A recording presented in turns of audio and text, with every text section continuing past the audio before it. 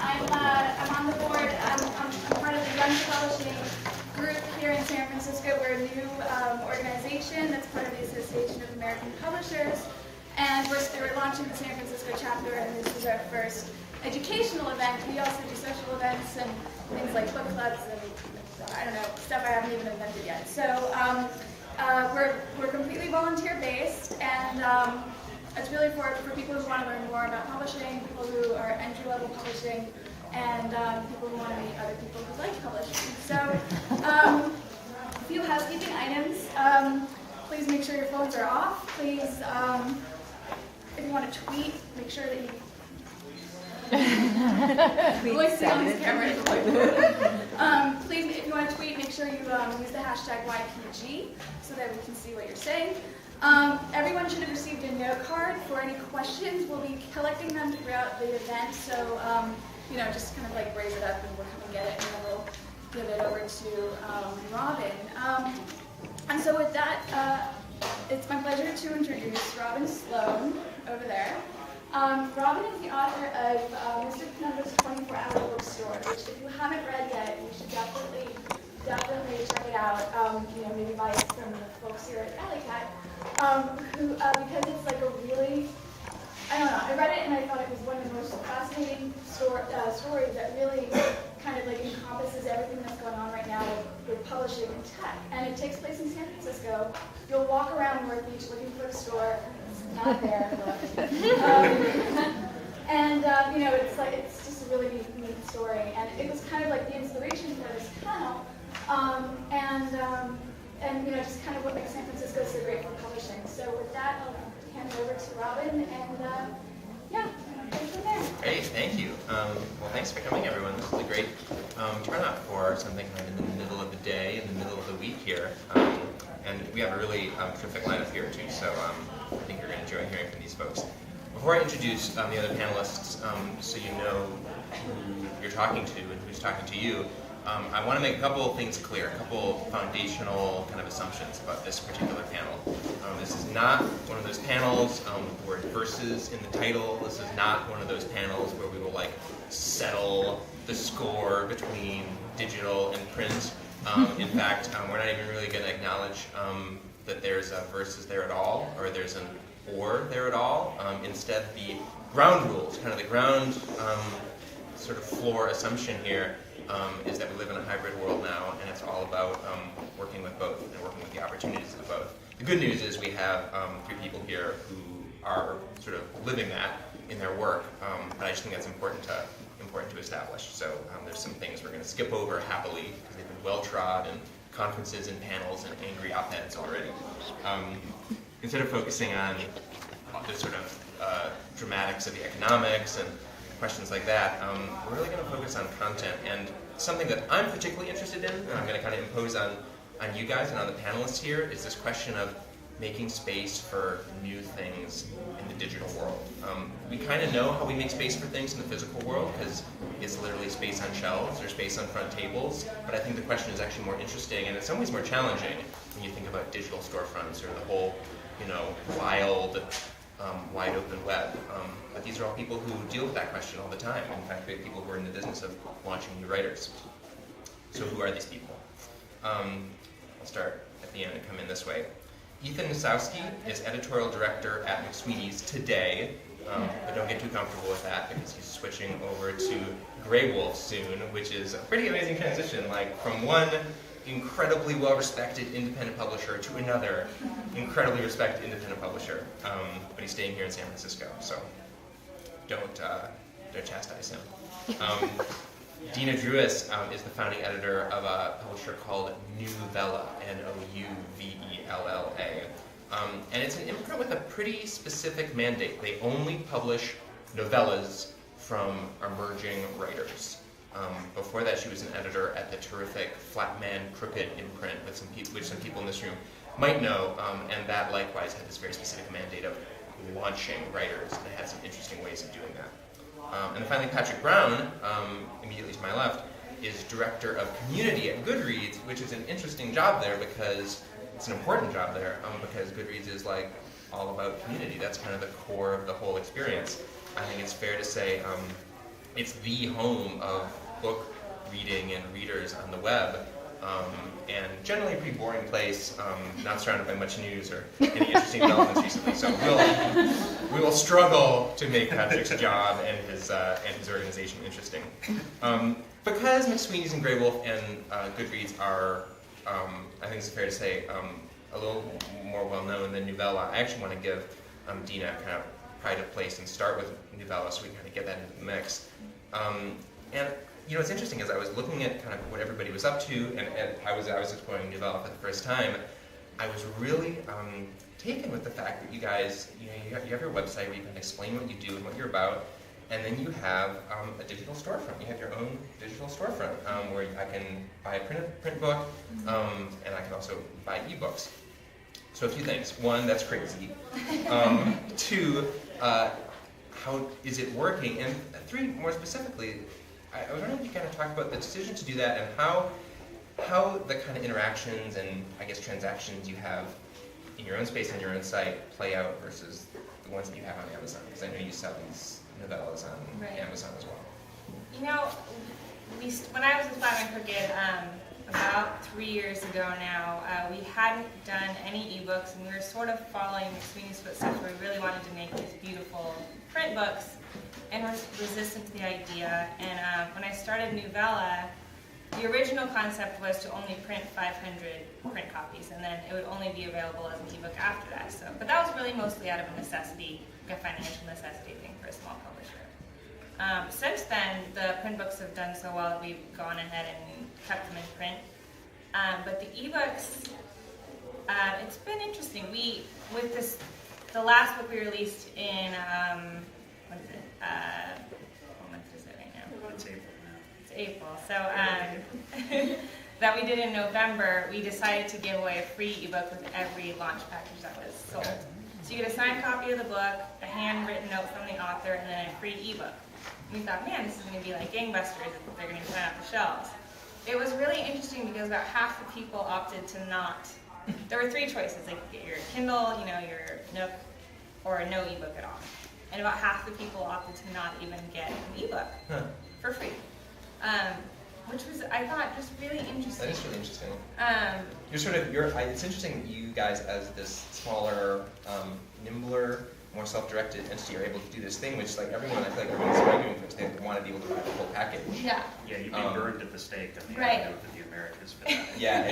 But you did it. But it's interesting. That's interesting that people didn't. Right? Because, you know, I'm on that. I was, you know, started off anti-ebook, and now I have a Kindle, and I like it. But I do wish that with every book that I bought, I could have the ebook version, just because that would be so convenient and nice. But it was just fascinating to see that many people would turn it down. But then again, you know, the original idea was to make a beautiful book. That was the original idea, was to make this beautiful thing you can hold in your hands. And I think part of our demographic is very much in that same mindset. All right, I want to talk more about beautiful books that you can hold in your hands, and I want to bring Ethan into that. But really quickly, do you have a sense of how people are discovering this stuff? Like this great deal, right? Mm-hmm. To be able to buy both. Do you have any sense of like how people found it through which channels they came in, or is that mysterious to you? It's mostly mysterious. It's a lot of word of mouth. I mean, we've had some good press come our way, like Nylon, Ghost Riders has been really good to us. But mostly it's been word of mouth, which is kind of the way we wanted it always to be. We only sell 200 of the packages each launch, so it's supposed to be sort of like this very grassrootsy, you know, I have a friend that knows a friend, and they're YouTube copy after it's closed. That's interesting to actually make it. We're going to come back to that idea of making it a privilege in a way, a secret part of a secret club if you buy a book. I think there's some more fuel in that. So I want to talk about precious, beautiful books and this question of ebooks. You, Ethan, because when I was thinking about McSweeney's, I think this is not uncommon. I was just kind of thinking, what is McSweeney's? McSweeney's is the most beautiful, kind of like perfect, physical, tactile, and they're like always fuzzy, or they're like, you know, bound with copper wire or something. They're beautiful, beautiful books. And I know that some, but not all, of your whole list are available as ebooks. But like, do you guys think about applying those values, that aesthetic, to the digital realm? And if so, like, what could that even mean?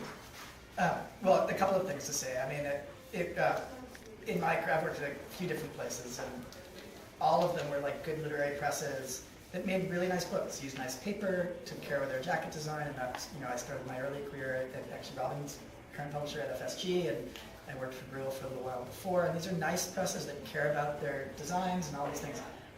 But McSweeney's was like in a different universe, honestly, from these places, and partly it's because Dave Eggers himself was an illustrator and designer, and I think most publishing houses come from people who come from editorial or sales or what have you, and there are fewer people really with that eye and that absolute burning insistence that things look great. And it's been interesting in my time now to see the process, and just that there is never a response of that one is good enough, there. And I've been at all the places I worked at before, people were like, we didn't get that one out of the park, but it's good enough, That doesn't happen there. So that's really great, and I guess the thing that probably people think and say, and I think is true, is that McSweeney's tries to make the argument, the best possible argument for the viability and desirability of the printed book that can be made in a world where we know that at least some of our audience is going to go digital, but we want to hold on to as much of the print audience as possible. That said, so then to get to your question, because it's a design-oriented place, there was great resistance initially to ebooks there. Dave himself, I think, loathes them, but there's a point at which, come on, you're not being realistic. People want to read on these things. My own feeling is like, it's hard enough to get people to read things these days. If they want to read it on an e-reader, God bless them. They want something that I'm working on in publishing, God bless them, take it, and pay us, So I think we all feel that way. And so we now basically try to get all of our ebooks more or less simultaneously published on ebooks and printed books, and we're sort of working our way back to converting some of the old books that are kind of pre-ebook that we just haven't gotten around to. But the big thing that we tried to do, and because we're a small company, we kind of attend to in fits and starts, is within the McSweeney's app, we were trying to design books, so more or less they followed sort of a PDF layout within the app. So we literally would design every screen page of the book, because the feeling was that just this whole reflowable text thing that you get on most e-readers is just kind of hideous, right? And you think just logically, well, gosh, book design is actually this fairly sophisticated craft that's been around for certainly in the last couple of centuries, a pretty vigorous thing about how page design, what kind of types and fonts look good for what kinds of books and for what length. And there are a lot of factors that go into what a physical page looks like, and we thought there should be that much attention to what an e-page looks like on your screen and what you're going to experience if you're on an iPhone versus an iPad or what have you.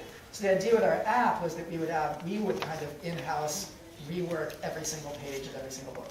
That's fairly labor intensive, and we got through some books, and now we're kind of got new programmers coming in, and this is the stuff that is required, which in a small company can be very hard to like, oh yes, we're going to pay a programmer, Yeah. And that's the big challenge I think for small companies. But yeah, the idea would be that we want to make figure out what does it mean to have an ebook that's as attractive, not attractive to me, but like that's as attractive as it can be given the current technology on your screen. Well, let's flip around to the other side of the equation. For the purpose of this conversation, Patrick, I'm just going to imagine that you have a sort of neural implant with the entire Goodreads community, so you can sort of proclaim with authority on their opinions. No, in all seriousness, I think one of the interesting things about your job and jobs like that is that you're kind of in the business of monitoring these giant conversations. Yeah. There's a lot of things to ask about that, but on this specific point, is this something that people can talk about? Like, does it like in the conversation around a book and Goodreads? Yeah. Does like this was an ugly ebook edition or this was a Yeah, beautiful so ebook edition? it's certainly something I talk about. I guess I'll speak for myself first before I proclaim to know anything about everyone else. I've noticed, certainly since I started reading ebooks maybe 5 years ago or so, and they were at the time still fairly primitive, I think. Especially if you read them like I did on like the early iPhone. It just wasn't a great experience. It was not an experience that disappeared, where you felt truly immersed in the book, if you were reading something that was an immersive narrative work. And if it was something that was meant to sort of dazzle you with its appearance, it didn't. I think that now we're getting to a place where I have seen some ebooks where I've been like, oh, this is actually pretty sharp and possibly a better experience than what I would have had reading it in a physical format. And I see other people on Goodreads talking about this, but what still dominates the conversation is the formatting on this sucked. Yeah. And Yeah. it's still a negative conversation. We're more sensitive to the flaws. Yeah, I haven't seen a lot of people, and these conversations may be happening somewhere. I mean, again, it's a big place. But I haven't seen people rejoicing at the beauty of most ebooks. And when I have, it's when they're coming from a place like Novella or somewhere where I think they can see the contrast to what's being put out by a bigger company, that they're sort of looking at like, well, someone took care to make this look this way. One ebook that I liked the format of, it wasn't the world's greatest reading experience, but it's an interesting looking book. And for what it is, it's a book called The Hall of Nearly Great, that's about baseball players who are not quite good enough to get into the Hall of Fame. So already, if you're reading this book, you're a fairly specific kind of person. But it's a bunch of little essays about different players, and they fit together in this. I got it as a PDF. You could get it in a bunch of formats. But each page is really nicely designed. I felt like really beautifully laid out, and I think there's probably a better experience than reading it page by page as a PDF. Yeah. But I liked the sort of the look and feel of it as a book. That's the one that jumps out to me at least. And that was put out by the authors. Excuse me, could you remind the panel, we've heard each of them out, that they're not having a conversation with you, but they're having a conversation with us. And if they projected a little bit, that would be very helpful.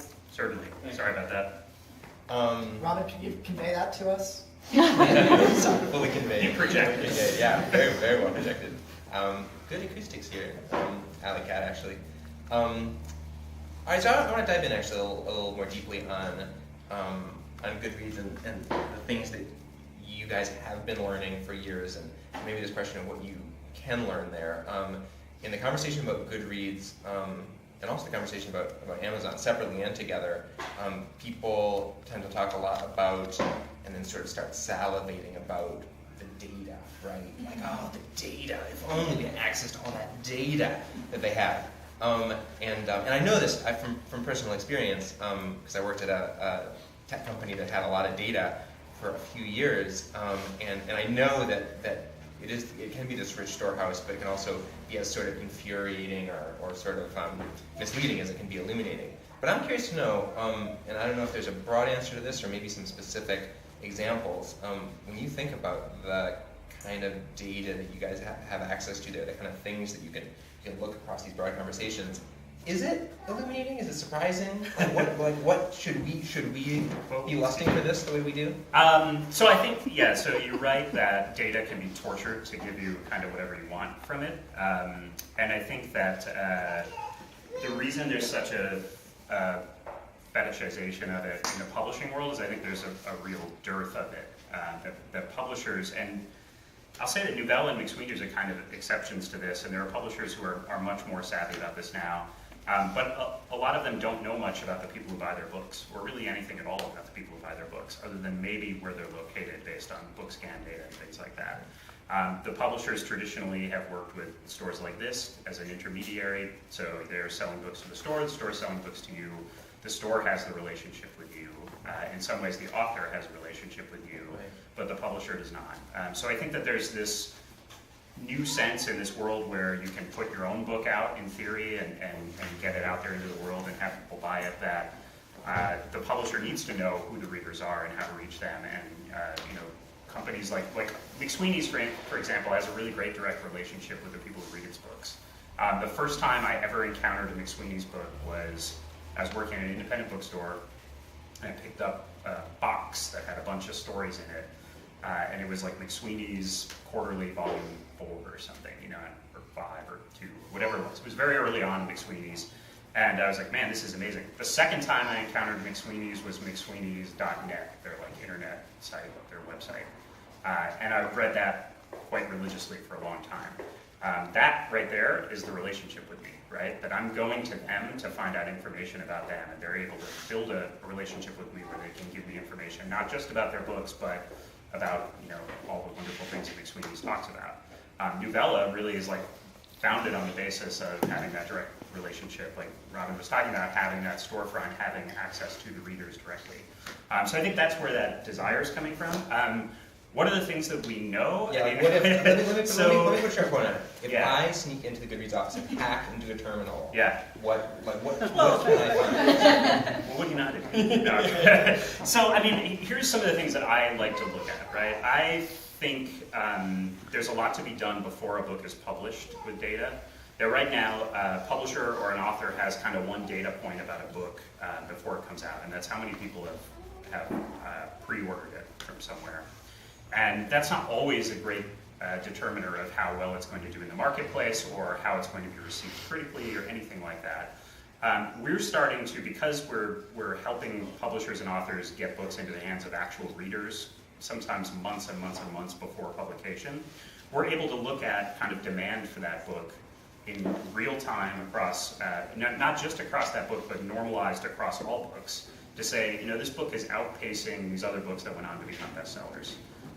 That's something you could figure out, and you could look at that and probably run some reports and some SQL and get that out of there. There are things like one of the interesting things that I think we're not quite doing yet, but that I would like to do, is to be able to look at in each genre. One of the sort of holy grails of book marketing is finding these people who are influencers or mavens or whatever you want to call them, who talk about the kinds of books that you want to sell. So, for Nouvella, there's certainly a sort of the idea of a Nouvella reader, right? Yeah. Knowing who the big Nouvella reader is on Goodreads and who people listen to about that genre of books or about that category, that would be very interesting to know. And I think we're getting closer to being able to do that. And I can kind of anecdotally do that. Like there's this whole new genre called New Adult that's kind of YA with a lot of sex, or at least that's what it seems like to me. And within that genre, there are a couple of bloggers who I get a report every day, speaking of data, of trending books, of books that suddenly are spiking way up, and people are, right, so, and what's fun about it is you kind of look at it and you go, what's going on with this book? Sometimes it's because they're doing a giveaway on Goodreads, or there's a big banner ad on the front of Goodreads. Well, obviously that's why people are suddenly adding the book to their shelf on Goodreads. Sometimes it's, the Today Show did a big story about it. Like you could see that with 50 Shades of Grey once media started picking up on it and went up and up and up. But what's interesting is with New Adult, these books, often by a debut author, they're published and the next day like 650 people add them. And I'm like, what's going on with this book? And I can trace it back to like one or two bloggers who talk about these books, and they have a following that's really dedicated. And those people not only add the books to their shelves, but they read them and review them, and it builds from there. And it's a way of sort of instrumenting that word of mouth. And this is the thing that I will say this selfishly as an author, I feel like I know the answer to so many of these questions is word of mouth. And you ask, you're like, well, how did that happen? Or how is this going to happen? And they say, word of mouth. And you're like, I get it. I want to know more, right?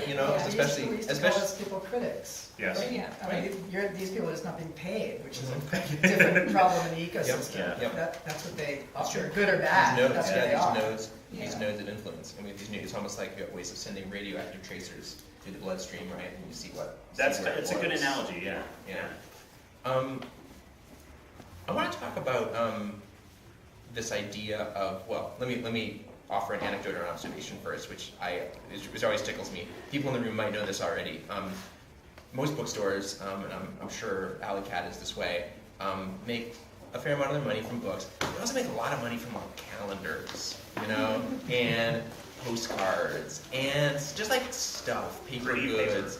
the pretty paper rack, t-shirts, you name it. And some people, when they kind of learn this, they find it disappointing. They're like, oh, that's just, that's what a bummer you can't make all your money selling books. And it's like, no, actually, bookstores have always been that way. Like Ben Franklin's bookstore, he made calendars and almanacs and stuff. He's been kind of selling other stuff. This has been a hybrid business, in fact, since the very beginning. So it's like, get used to it and get comfortable with it. And I know, I actually don't know to what degree this applies to McSweeney's, but I know that Grey Wolf has an interesting hybridity to it. It's, it's kind of supported by these streams that are not all just like selling a book across a cash register. And I think it'd be interesting to hear you talk about that, maybe articulate it for the folks that don't know about it. And I'm just curious to know if you think that's healthy and something that more publishers should be vectoring towards, or is it maybe it's a very You special mean selling case? different stuff? And well, and also like the donations, right? Like Yeah. the idea that people are going to support it directly. All right, well, I can talk about both places a bit. Well, first, Grey Wolf is a nonprofit press, Right. which what it fundamentally means is that they don't make enough revenue through book sales to support the company, right? To support the books that they want to publish. So they make up the difference through grants from the state or from corporations or from individuals. And they actually have very supportive individual giving, which is nice. And some of those readers are people who donate to the press because they like what Grey Wolf does. So that's what that model is. And because they're a nonprofit, they have a very defined mission, which is to publish books that contribute to the cultural conversation, which is probably the same thing you're trying to do too, whether you're a profit or nonprofit. But it allows you to take certain risks that might not be market friendly. I guess is the basic thing. And Grey Wolf publishes a lot of poetry, which is just never market friendly. So that's their sort of model. And at the same time, though they're a nonprofit, they sell mugs and T-shirts and tote bags through their website because why not? And because you should. And at McSweeney's, it's always been for profit, and it's always managed to run on a shoestring. And it has always, for a long time now, kind of sold little gewgaws, through its store. And it's a funny, one thing I want to loop back to an earlier thing. I mean, it's funny people think of McSweeney's as this print place, but when I was a kid, its big interface was the internet tendency. Sure. And now it's become pretty strictly a humor website. But it used to be a huge, Lawrence Weschler would do these crazy convergences on the site, and it's always actually had an important web presence, even though it is a print book, a very insistent print book publisher. And when I came to McSweeney's, that was a very appealing mix, was having this web presence and this direct relationship to readers, which frankly Grey Wolf didn't have, Farrar Straus doesn't have, and McSweeney's is of more than, if you're not talking about just micro presses who are really sometimes emerging from a community, which is where word of mouth is more, you can see it kind of happening a little bit more. We rely on all of these different nodes to get us out there. And it's just, there are different ways to communicate with people. I mean, sometimes people want a gift, and sometimes people want a book, and sometimes people want just to read something free online or an app. And we want to give all of those things to somebody. I wonder if there's a narrative here, and this is really quite speculative. I wonder if there's a narrative for publishers where there was some time decades ago when they had these strong identities and these strong brands. You could almost kind of taste what a different publisher's books would be like. And then through this era of kind of consolidation. I mean, there used to be a Scribner bookstore in New York. So. Yeah, exactly. And then that sort of was submerged or diluted, and I don't know if that was through the corporate consolidation or what happened exactly. It's kind of like 30-year bender. But now we're coming back, and actually it's the smart organizations that are kind of reestablishing that. There needs to be a McSweeney's taste, a Novella taste. Yeah, I mean, we had our first tote bag a couple months ago, but we're just getting ready for our next tote bag. Really made it now. And it was like, it says word counts are so oppressive, and it's like this little tongue-in-cheek joke that, because we're novellas and, we're fighting for the little guy. But for our second birthday, we're going to launch this whole, anti-lengthism campaign, which is, a joke. But I think it's a point of entry for people that don't know about you. We were at a book conference in Boston this last month, and we had our tote bags, and I'm not saying that they outsold the books, but we sold a lot, and with people just walking by that probably wouldn't have stopped by otherwise. And, I think the Rumpus is like a motherfucker mugs sold more than anyone sold, of books at. That's funny. At Yeah.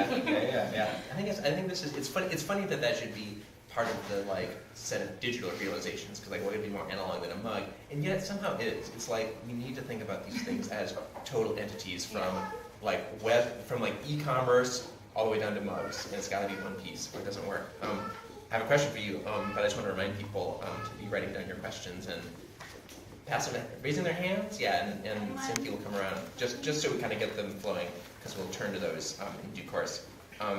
Okay, Dina, I actually want to read back a quote from an interview that I thought was super interesting because it kind of connects to this thing that I personally am most interested in. This question of like, how do you make space for things in the world? So I'm gonna read this quote, which I think is a good one. I want to ask you what you meant. So here's a quote. You said, "You are always told it's a competitive field and that there are lots of aspiring writers out there, but until you start sifting through a slush pile and start to physically see how many people, promising and less than promising, are going after this, it's hard to give the sheer size of the writing pool any context. So when you see an unknown voice rise up out of that, it feels like some stroke of tremendous fortune." So you were talking about a physical slush pile there, but actually I kind of recognize the feeling. I think it's a very signature digital feeling. I think of it as like this oceanic feeling, and it works both ways. There's like, oh man, there's so much to sift through. And then even frankly, after people have done the sifting, it's like, there's so much to read. Right? It's all good. It's not all good, but a lot of it's good. I'm just curious to know, to you kind of talk a little bit more about this. You say specifically, I'm going to put a little piece of that. You say, you physically see how many people are going after this. And what do you mean? What's the this? Well, I think to just be recognized as a writer. Yeah. And when I say you don't realize how many people, because when you're working in a slush pile, there are so many people that are submitting to you arbitrarily, just they have no idea what you do, and you get so much of that, and it's just it contributes to this like massive just ocean of stuff. Yeah. And I mean, I don't.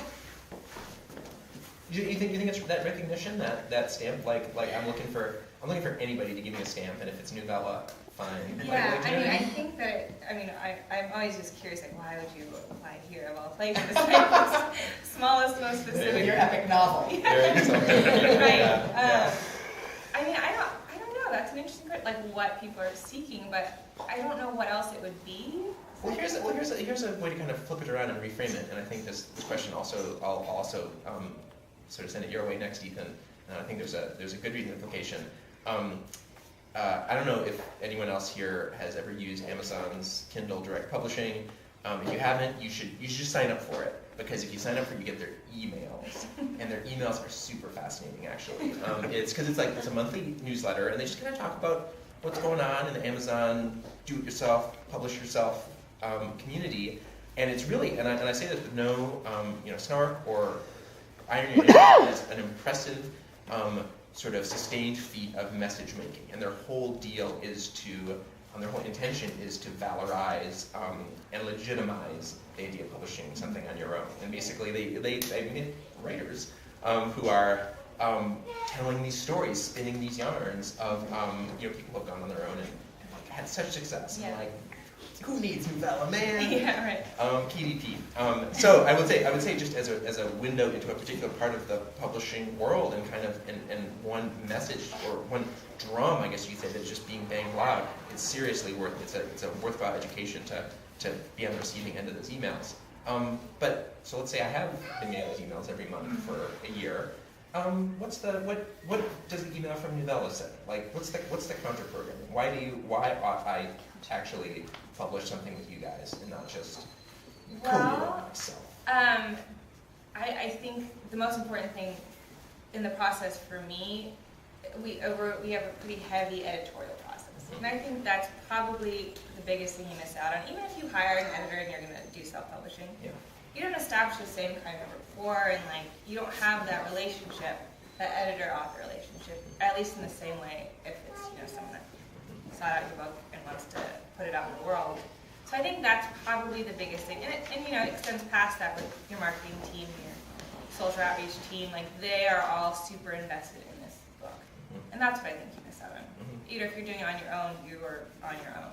Yeah. I think that's I get the team. The thing that Novella, obviously the editorial work, the design work, making the book look really great, which is a huge differentiator. If we're talking about this ocean of content out there, design is of massive importance. I hate to be the guy who's judging books by their cover, but I'm judging your book by its cover. That's all there is anymore. Yeah, so Books, right. That's all they Your are. book is your cover online. That's the metadata is your book. It's a thing I reiterate over and over. But the thing that to me makes Nouvella really genius, and Flat and Crooked before it, was this idea of creating an event around a new book by an author that you had not read before.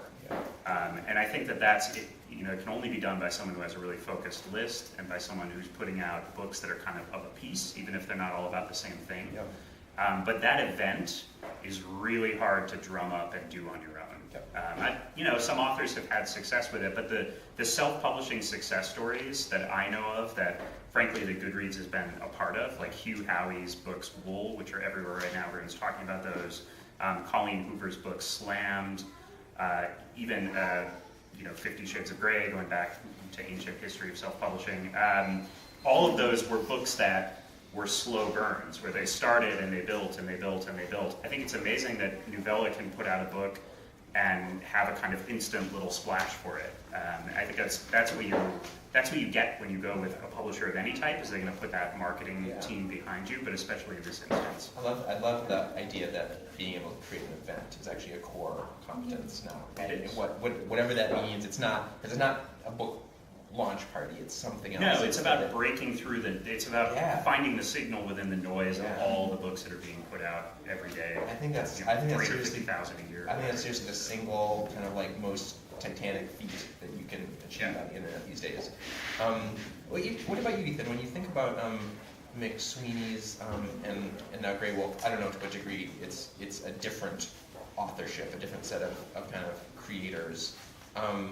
Do you have any sense that you're fighting some of these more independent opportunities for these folks, or are these people who are going to publish? They've wanted to publish with McSweeney's for 20 years, and they're gonna keep that in their sights no matter what.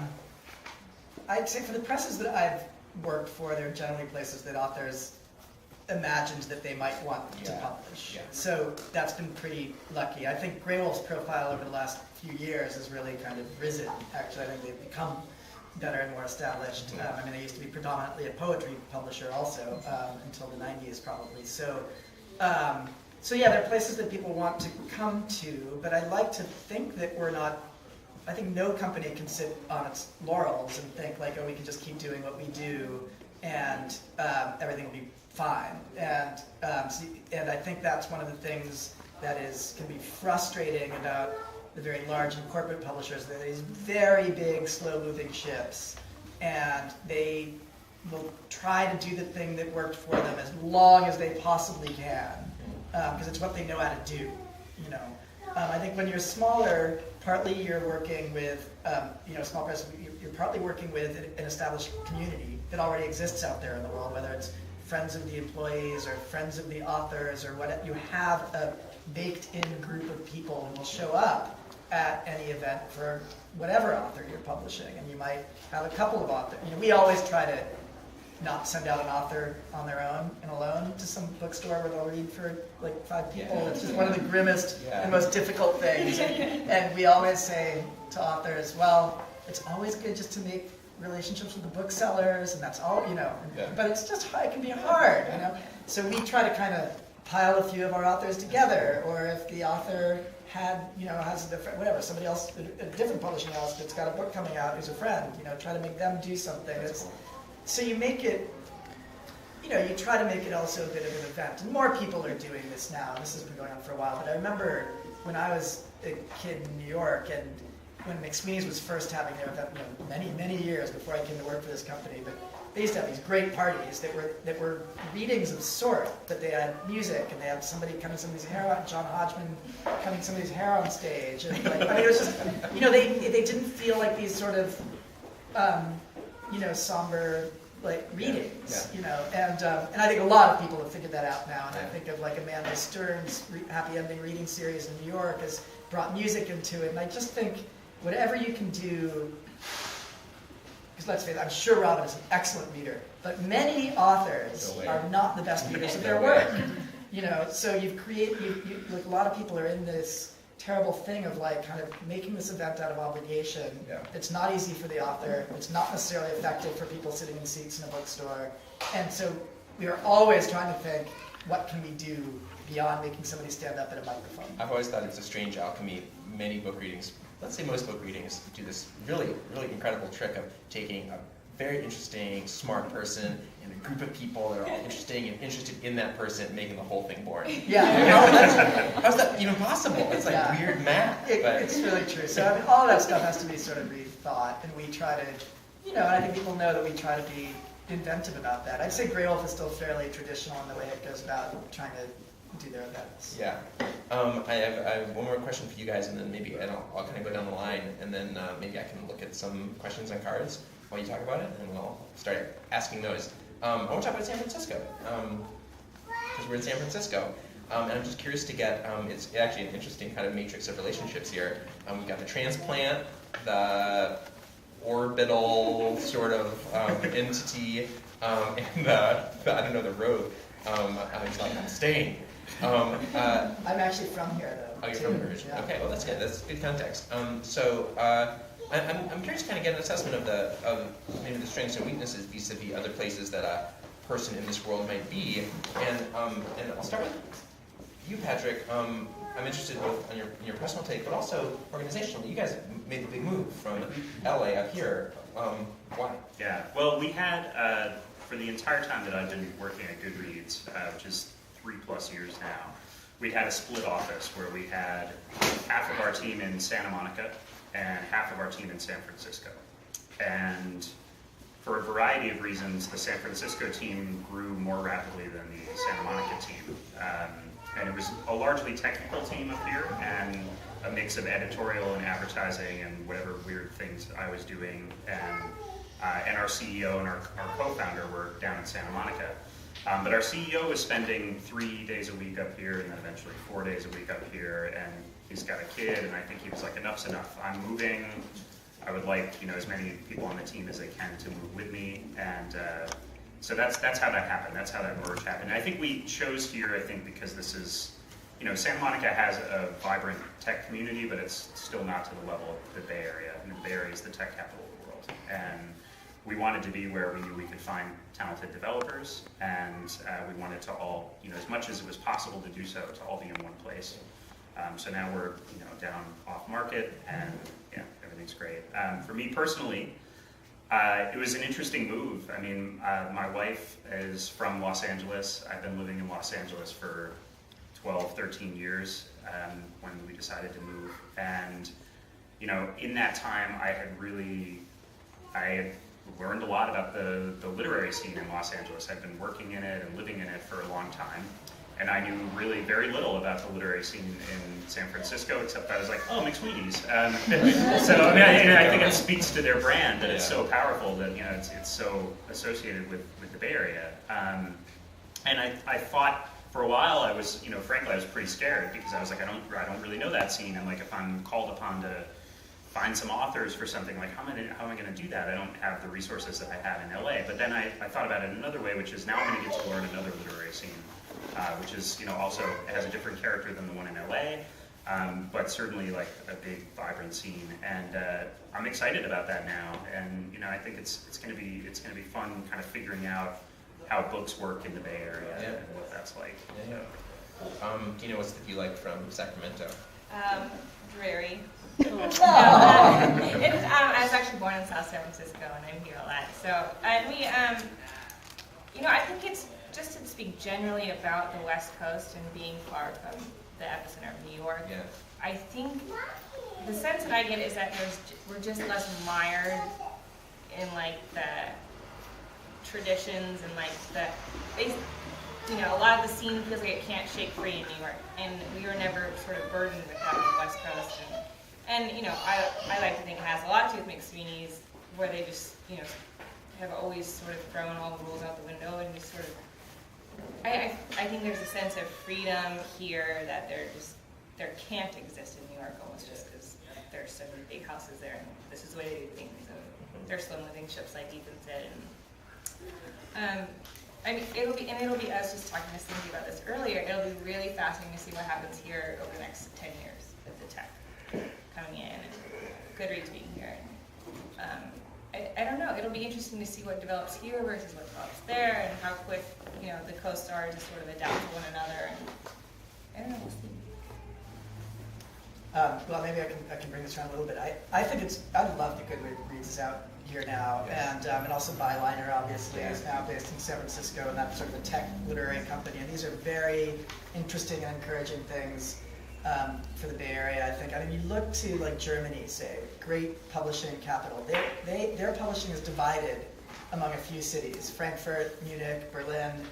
Excellent companies in all of those places. The fact that publishing is not better dispersed around the United States has always been a little bit of a bummer to me, and especially in a place that's such a great, an excellent bookstore town like San Francisco, and a great, obviously millions of writers live out here. I've always wanted there to be a more thriving publishing community, and from my, I grew up in San Francisco. I was a, total patriot and grew up at City Lights reading Grove books and, New Directions books, and that was my world. And I grew up hating this thing called the East Coast Literary Establishment, and thinking that was some possibly paranoid vision. But then I totally went to New York and joined it, and it totally exists, for better and for worse.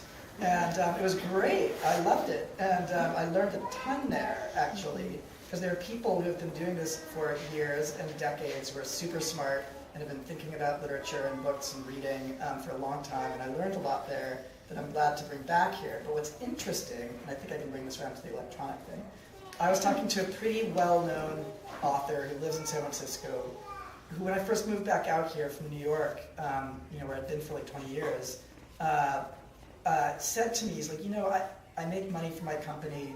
They try to come to me with these sort of electronic e-plans or whatever, and they want to impress me. They're fine, but he's like, they're so far away from where the conversation is out here about this stuff. And that's from like a corporate company with resources trying to impress an author. Yeah.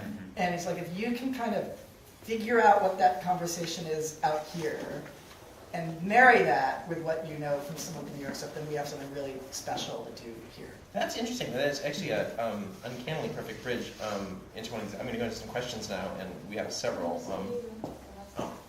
Stragglers. We have several, and we'll try to get through them with some alacrity because there's some great questions here. Someone asked, this isn't signed, but someone, and I'm always sympathetic to questions like these because, man, starting out is not easy. Someone asked, what advice would you give to emerging editors hoping to build a career in book publishing here in the Bay Area, specifically those who are less tech-oriented and interested in preserving the printed book? And so maybe you might have, in some ways, begun to answer that question, like there's an opportunity to be a bridge, to be someone who kind of speaks the language of New York and publishing, but also knows this stuff cold. But what else? Like, what are the bullet points? This is where I have to speak slightly brutally. The truth is, if you're really interested in being a literary editor and that's what you want to do, there are not a ton of jobs out here. Right. It's one of the reasons I went to New York. And I had an excellent job here at McSweeney's, and somehow figured out to let Grey Wolf, have Grey Wolf let me stay out here. So I'm very lucky. But I spent 20 years in New York, Sure. and it sort of established my career and knew all of these agents and book review editors and magazine editors, and you learn that much as things are changing, and as fast as things are changing, and I think there will be more opportunities here, and there are more, there are places like Byliner out here now, and I think there's easier ways to feel. I think at the beginning of your career, it's still a little bit hard to break in out here, partly just because there aren't that many jobs. Yeah. You've got Three Penny Review with Wendy Lesser out in Berkeley, and you've got McSweeney's and The Believer and all of our group. You've got Counterpoint and City Lights. I mean, there are, a handful of places, no time. I guess I'll add to that.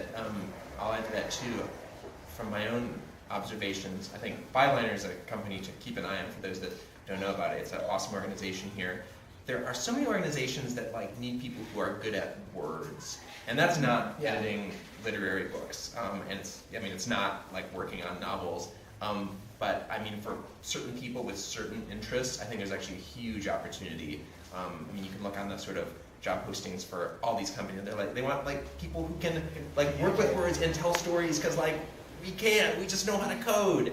And that's in some ways a lot of these companies have actually turned the corner. Just I would say in the last 18 months, and you're seeing this sort of spate of. And they have terrible names like content strategist, you need to embrace the weird title. Yeah, I know. Okay, so there were a couple aligned, perhaps it's no surprise to you, Patrick, so I'll pass this one along. Sure. Goodreads, underline. What new strategy for community building will Goodreads pursue now that it has joined with Amazon? I guess maybe more to the point, what changes will we see? Sure. So I'll just preface this by saying that there's a lot about this deal that I can't talk about either because I just can't talk about it. Goodreads, I'm sorry. Goodreads has been acquired by Amazon. Yes. There's probably some folks who haven't heard that. Yeah. So that's the headline. Or because this has happened in the last week, and there's just a lot to shake out and kind of a lot that's unknown. That being said, we don't have a lot of plans in place to change really anything about what we're doing. You've probably seen the reaction from our community, which has been certainly mixed. I think that's indicative of the passion that community is bringing to our site, that they care really, really deeply about the site that they've helped build and that's been an important part of their lives. And change is a scary thing for everyone, and it creates a lot of uncertainty. Our job now, I think, to answer the question of what are we going to do, our job is really just to show we're still Goodreads, we're still the site that you love, that you bring that passion and that energy to, and we've got to prove that over the next couple of weeks or months or whatever it is. I think one thing that's great is that in the 3 days after the announcement, those are the 3 biggest days we've ever had in our history for new members joining the site. So people are, I think, excited about this, and I think from my perspective as the sort of head of that community, it's been a daunting and really energizing experience at the same time to see what that community thinks. And it's again, we started by talking about how crazy and big it is, and that's been what the reaction has been too. It's just kind of a lot, So that's fair. I'm gonna throw this one your way, Dina, because I think when we talk about kind of the space between the creation and the consumption, what you're doing, probably that gap is probably narrowest, because you're right there. Someone asked, do any of you think that the relationship between author and reader has changed? And if so, how and to what end?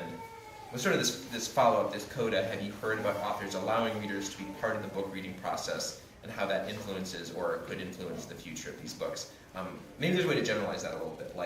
What's new in that relationship? I think it obviously started as a very intimate relationship, and it's moved away, and now I think there's really a desire on both sides for it to become more intimate again, just because with all the digital interfaces, it's become very removed.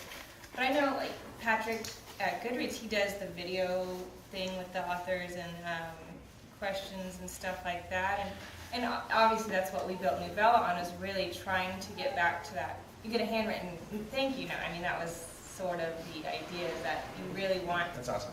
to get these people involved at a really early level in the author's career, so that they have this really solid support team kind of on their team as they go along. And I do think that there's a really strong desire. I think that the hard part is figuring out how to do that and how to integrate tech into that without it feeling distant. Yep.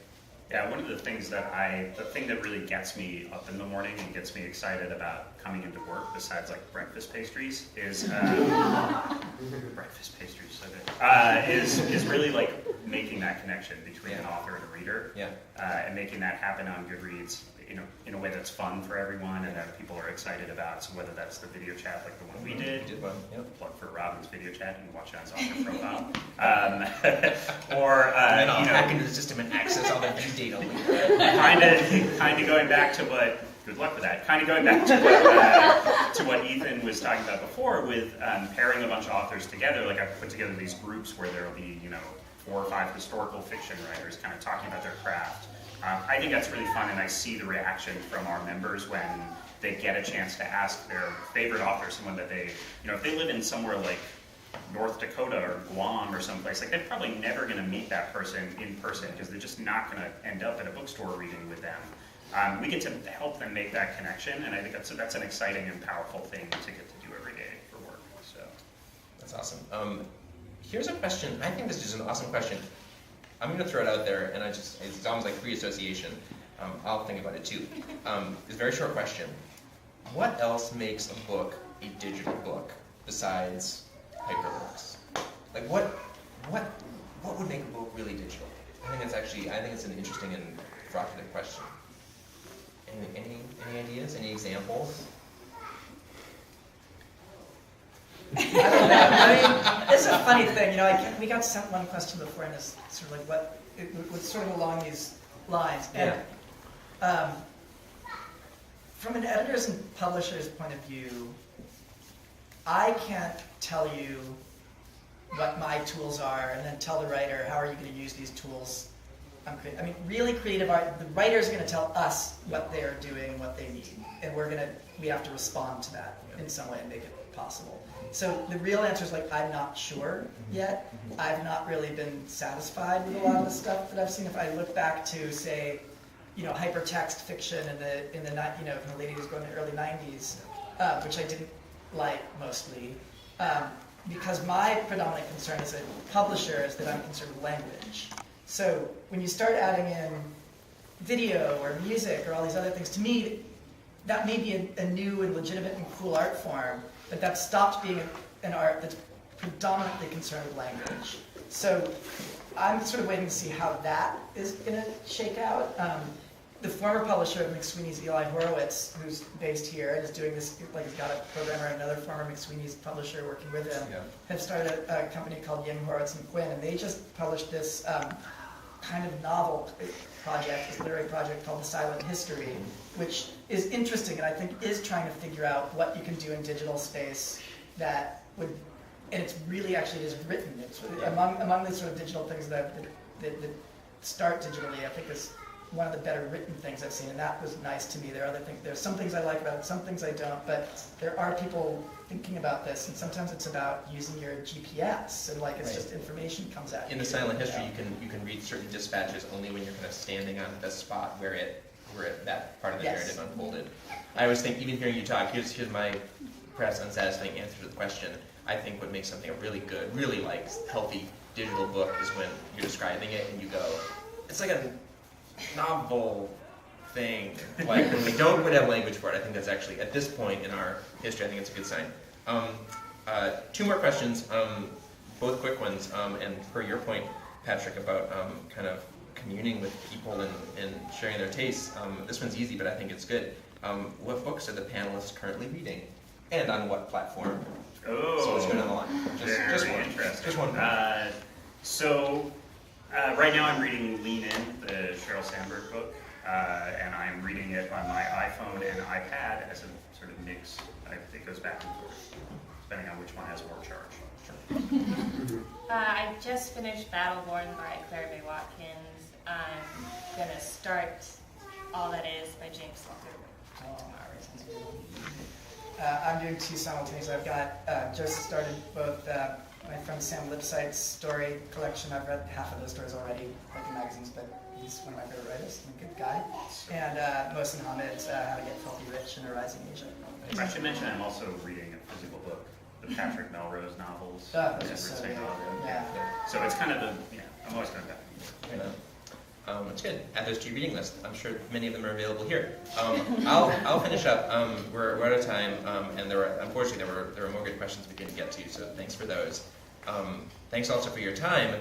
Sort of in closing, I think this question in a way is the ultimate coda. The question is, what role will brick and mortar bookstores play in the future of publishing? And of course, the answer there is a huge and vital role. The rumors of the bookstore's demise have been exaggerated, in part because it's only at bookstores that people can get together in person and sit on chairs and have conversations like this. So thanks to Alley Cat for being the venue for this. Thanks to Cynthia and her colleagues for organizing it, and thanks to all of you for joining us.